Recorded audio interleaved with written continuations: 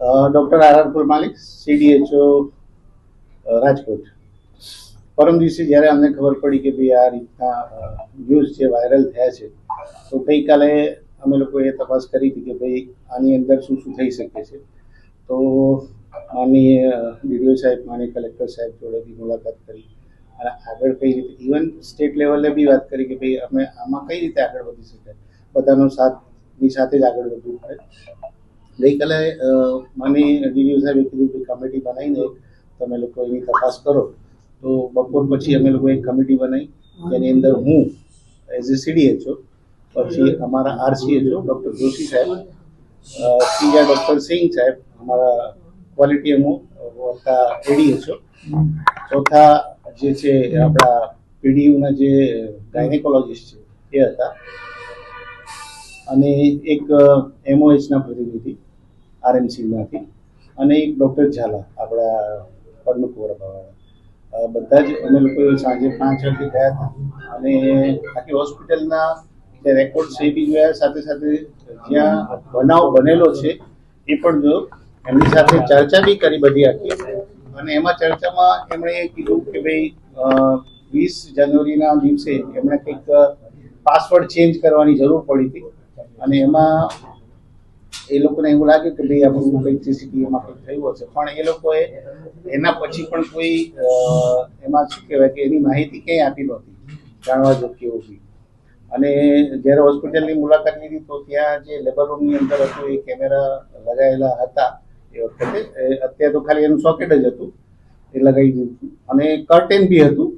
પણ એમાં એવું છે કે સપોઝ એ લોકો એવું કીધું કે ભાઈ જે એક પેશન્ટ હોય તો એ પ્રાઇવસી જળવાય છે એવું કરીને એ લોકો પ્રોસિજર કરતા હતા.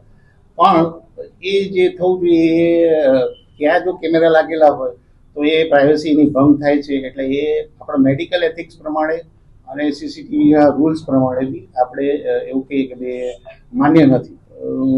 એમ તો ક્લિનિકલ એસ્ટેબ્લિશમેન્ટ એક્ટની અંદર એવી કોઈ જોગવાઈ છે નહીં અત્યારે, પણ CCTVના જે નિયમો કે એવું હોય લાગુ પડતા હોય તો, અને મેડિકલ એથિક્સની અંદર એવું કહે છે કે મેડિકલ એથિક્સ એવું છે કે પેશન્ટની પ્રાઇવસી પહેલાં, અને પેશન્ટની પ્રાઇવસી ના જળવાતી હોય અને એમાં બી જો ફિમેલ પેશન્ટ હોય તો તમારે એટેન્ડન્ટ બી રાખવાનો છે, કર્ટેન બી રાખવાનો છે, અને એ રીતે એની પ્રાઇવસી, એની કોન્ફિડેન્શિયાલિટી બધી જ રહેવી જોઈએ એ છે. મેડિકલ એથિક્સની અંદર જો ના આવતું હોય તો આપણે એને નોટિસ આપીને એની સાથે સાથે એનો ખુલાસો પૂછી શકીએ પહેલાં, અને આગળની કાર્યવાહી જે આપણે પછી કમિટી ડિસાઇડ કરશે એ પ્રમાણે. ક્લિનિકલ એસ્ટેબ્લિશમેન્ટ એક્ટની અંદર જે જોગવાઈ છે એમાં એવું કોઈ પ્રાવધાન થયેલ નથી, બરાબર.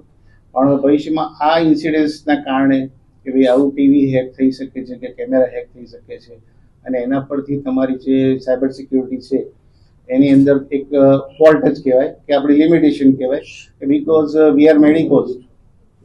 આપણને સાયબર ક્રાઇમ કઈ રીતે થાય છે એ જ્યારે થાય ત્યાર પછી જ ખબર પડે છે, અને આપણી આંખ ત્યારે જ ખુલે છે કદાચ. સર, મેં વાત કરી કે મેડિકલ એથિક્સની અંદર એવું છે જ કે ભાઈ એ પ્રમાણે એની પ્રાઇવસી ન જળવાય એવું ના થવું જોઈએ.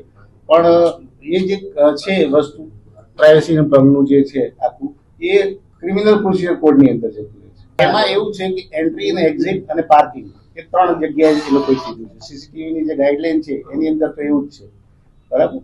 હા, એના રિઝોલ્યુશન બાબતે બધી છે, ટેકનિકલ સ્પેસિફિકેશન્સ છે કે તમારે ટીવી જે હોય એ 24 કલાક ચાલતા હોવા જોઈએ, DVRમાં એના રેકોર્ડિંગ બરાબર થયેલા હોવા જોઈએ, એની સાથે સાથે જે તમારે સાયબર ફ્રોડ ન થાય એના માટે સિક્યોરિટી, એનો એન્ક્રિપ્ટેડ ડેટા હોવો જોઈએ. એ બધી વસ્તુઓ છે એની અંદર.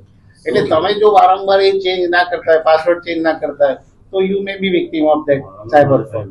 આજે તો નથી, પણ 2 વાગ્યા સુધી આપણને કીધું છે કે તમે તૈયાર કરીને આપજો. લગભગ આઈ થિંક એની 24 તારીખ આપેલી છે. અમે લોકો એક પરિપત્ર કર્યો છે, મેં આપને કોકની જોડે શેર બી કરેલો સાથે.